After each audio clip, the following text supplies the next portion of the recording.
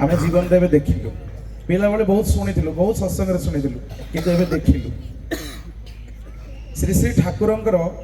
जेते बेले महापरायण होता सेते बेले श्री श्री ठाकुरंकर सब कर्म सारिकी जेते बेले फेरी आसिले भक्त माने श्री श्री बड़मा पाखक बड़मा कहले दीर्घ 81 वर्ष धरी ठाकुर मनीष मनीष होते तुम्हें एत शीघ्र स्नेहर संपर्क डोरी छिंडेक पलि आसिल ठाकुर आलोचना प्रसंग तृतीय खंड में कहते मन देकी शुणिबे कथाटा जे मनीष केतेबेले निजर हुए आ किमिति मनीष निजर हुए आलोचना प्रसंग तृतीय खंड में श्री श्री ठाकुर कहउचंती मु जदि आपन को मोर निजर स्वार्थ करिनी मु जदि आपन को मोर निजर स्वार्थ करिनी आपणकर भल पई मो भितर गोटे सक्रिय गरज और दायित्व थाए आपण को पई करिबाटा एई सेवाटा जदि हिसाब निकास शून्य हुए आपण पई जदि किछि करि पारिले गोटे आत्म प्रसाद अनुभव करे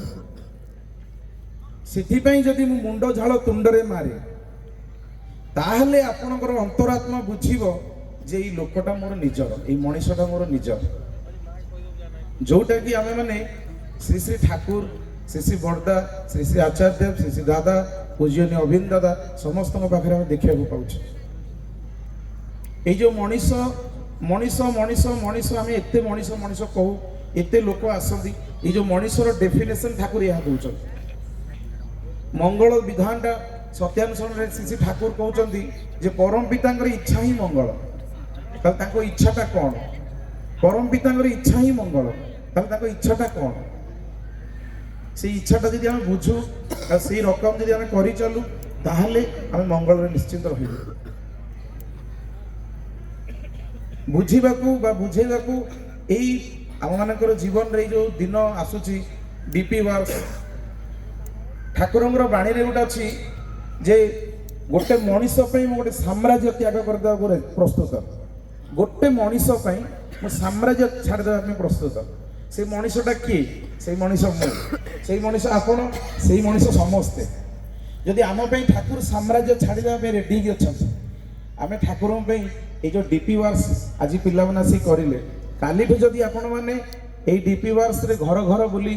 समस्त घर को जाती समस्त दुख सुख बुझती ताहले आज ये जो सत्संग बसबार जो मधुमय परिवेश भितर बसबार जो मधु जो आस्वादन करिवार ये फलटा भल लगे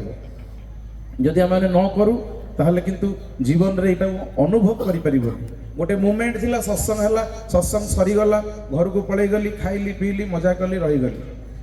जे मोर चरित्र रे श्री श्री ठाकुर देखा गले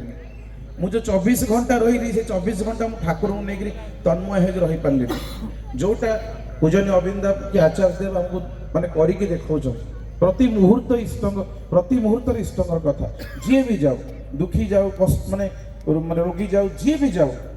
समस्त को आश्वासन दौरान समस्त को भल पाइबार दौरान संतान हिसाब से उत्तरदायी हिसाब से मोर भी सही कर्तव्य रहा दरकार मु भी सेहा करवा दरकार मु भी मोर पड़ा पड़ोसी समस्त दुख दूर करवा दरकार यहीटा जदि न करूँ लोक सत्संग गढ़े जो मनीष सत्संग गढ़े जो मनीष से जिनसटा आम फिल कर जमा फिल कर केते कष्ट भाई माने दादा माने आम सब डीपी वर्ष बुली आम देखु गोटे पिंधिकी धोती पिंधिकी जाऊँ दादा देखिए कहते दादा जय गुरु जय गुरु जय गुरु बोले आज्ञा जय गुरु चिन्ह पारे बोले आज्ञा चिन्ह पारे आप आसी आम घर को एत भल पाइबा जदि आमे माने पाउछु आपण माने कहीं पाइबे कोई तो सेमती गोटे स्टेप किसी नहीं ना दादा एते मनीष मनीष मनीष चित्कार कर मनीषर केमती भल करने एत चित्कार कर आमे कौन किसी करें किसी दे पारिबानी किए अच्छ मत भिक्षा दब मनीष भिक्षा दब यही मंदिर यही केन्द्र यही सबू किसी आम आम मैंने ये आसू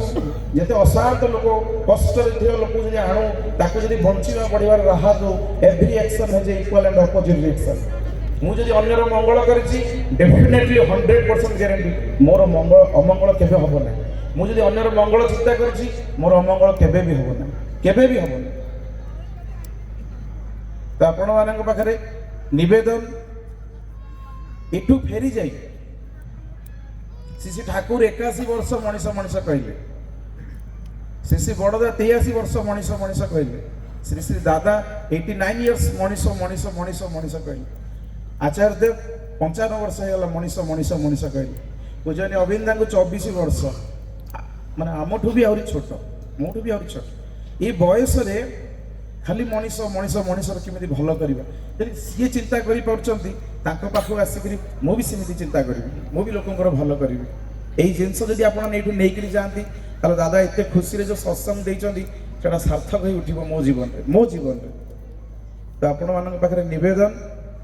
ପ୍ରାର୍ଥନା, ଡିପି ୱାର୍ସରେ ଘରକୁ ଘରକୁ ଯାଆନ୍ତୁ, ଲୋକଙ୍କ ଦୁଃଖ ଶୁଣନ୍ତୁ, ଲୋକଙ୍କୁ ବଞ୍ଚିବା ବଢ଼ିଆର କଥା କୁହନ୍ତୁ, ଆଶା ଦିଅନ୍ତୁ, ଭରସା ଦିଅନ୍ତୁ।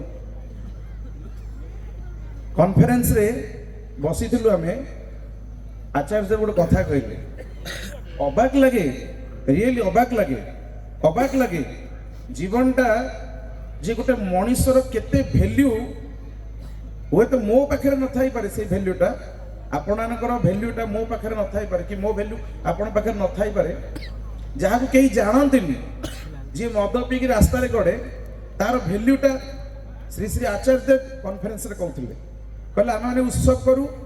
ଏଇ ଯେଉଁ ମନ୍ଦିର ଭିତରେ ଉତ୍ସବ କରୁ। ମୁଁ ଶୁଣିକି ମୋତେ ଅବାକ ଲାଗିଲା, ମାନେ ଏଇ ଜିନିଷଟା ମାନେ କୋଉ ଲେଭେଲରେ ସେ ଚିନ୍ତା କରୁଛନ୍ତି ଆମକୁ ବଞ୍ଚେଇବା ପାଇଁ। ସେ କହିଲେ ଯେ ଆପଣ ଯେତେବେଳେ ଉତ୍ସବ କରନ୍ତି, ଏଇ ମନ୍ଦିର ଭିତରେ ଉତ୍ସବ କରନ୍ତି, ଗୋଟେ ଯେତେବେଳେ ମଦ୍ୟପ ଯିଏ ମଦ ପିଇଛି ତାକୁ ଯେତେବେଳେ ଆମେ ଡାକୁ, ଭାଇ ଆସୁନାହାନ୍ତି ସତ୍ସଙ୍ଗ, ନାଇଁ ଭାଇ ମୁଁ ମଦ ପିଇଛି, ମଦ୍ୟପାନ କରିଛି, ମୁଁ ଯାଇପାରିବିନି ସତ୍ସଙ୍ଗ, ଏଇ ମନ୍ଦିର ଭିତରକୁ ମୁଁ ଯାଇପାରିବିନି। ତ ତା ପାଇଁ ଆଚାର୍ଯ୍ୟ କହୁଛନ୍ତି, ତା ପାଇଁ ଏଇଟା ଆଜ୍ଞା ମୋ ସୋଚ, ମୋ ଚିନ୍ତାଧାରା, ମୁଁ କାହା ଚିନ୍ତାଧାରା ଉପରେ କଥା କହୁନି, ମୋ ଚିନ୍ତାଧାରା ଉପରେ କହୁଛି। ମାନେ ତା ପାଇଁ ଆଚାର୍ଯ୍ୟ କହୁଛନ୍ତି ମନ୍ଦିର ବାହାରେ ଯାଇକି ଆପଣ ଉତ୍ସବ କରିବେ, ସେ ମଦୁଆ ମଧ୍ୟ ଯେମିତି ସତ୍ସଙ୍ଗ ଆସିପାରିବେ। ଇଏ ମଣିଷ ତିଆରି କାରଖାନା, ଏଇଟା କଥାରେ କହିଲେ ନାହିଁ, ଔପଚାରିକ ଢଙ୍ଗ ନେଇକି ମୁଁ କିଛି କହି ପକାଏ, ସେଇଟା କିନ୍ତୁ ମଣିଷ ତିଆରି କାରଖାନାରେ ଜୀବନ। ଆମେମାନେ କେତେ ଶୁଣିଛେ, କିନ୍ତୁ ଆଜି ଦାଦାଙ୍କର ପ୍ରେରଣାରେ ଆମେମାନେ ଦେଖିଲେ ଯେ ଯୋଉ ପିଲାମାନେ ଛୋଟ ଛୋଟ ପିଲାମାନେ ଘର ଦ୍ୱାର ଛାଡ଼ି ମାସ ସଂଖ୍ୟା, ଏଟା ପସିବଲ ନୁହଁ, ସମ୍ଭବପର ନୁହଁ, କିନ୍ତୁ ବୁଲୁଛନ୍ତି। ଆପଣଙ୍କ ଛୁଆ ପିଲାଙ୍କୁ ବି ସେମିତି କାଢ଼ନ୍ତୁ, ଆପଣମାନେ ବି ନିଜେ ବାହାରନ୍ତୁ। ସର୍ବଶେଷରେ ଆପଣମାନଙ୍କର ସୁଦୀର୍ଘ ଇଷ୍ଟିପୂତ ଜୀବନ, ଆପଣମାନଙ୍କ ଠାକୁରଙ୍କ ପାଖରେ ପ୍ରାର୍ଥନା କରେ, ଯଦି ସମସ୍ତଙ୍କ ଜୀବନରେ, ଯେତେ ଜଣ ଏଇଠି ବସିଛନ୍ତି ସମସ୍ତଙ୍କ ଜୀବନରେ ଠାକୁର ହିଁ ମୁଖ୍ୟ ହୁଅନ୍ତୁ, ଠାକୁରଙ୍କ ଇଚ୍ଛାଟା ହିଁ ମୁଖ୍ୟ ହଉ। ଆଉ ଯେଉଁ ବାଣୀ ମାଧ୍ୟମରେ ଶ୍ରୀ ଠାକୁର ଗୋଟେ କଥା କହିଲେ, ଉଷାରେ ନିଶାରେ ମନ୍ତ୍ର ସାଧନ, ଚଲା ଫିରାରେ ଜପ, ଯଥା ସମୟ ଇଷ୍ଟ ନିର୍ଦ୍ଦେଶ। ତ এই ইষ্ট ନିର୍ଦ୍ଦେଶଟା যথা সময় দেবে কি? ঠাকুর বাণীটা দেলে, বাট যথা সময় ইষ্ট ନିର୍ଦ୍ଦେଶটা দেবে কি? আচার্য দেবে। আচার্য দেব এই ନିର୍ଦ୍ଦେଶটা ଆମକୁ দেবে। তো যথা সময় এই যে ডিপি ওয়ার্সর ନିର୍ଦ୍ଦେଶটা ଦେଇଛନ୍ତି, ଆମେ ଯଦି କରୁ ତାହେଲେ ଆଚାର୍ଯ୍ୟଙ୍କ ମୁହଁରେ ହସ ଫୁଟେଇ ପାରିବୁ, ହସ ଫୁଟେଇ ପାରିବୁ। ଜୟ ଗୁରୁ।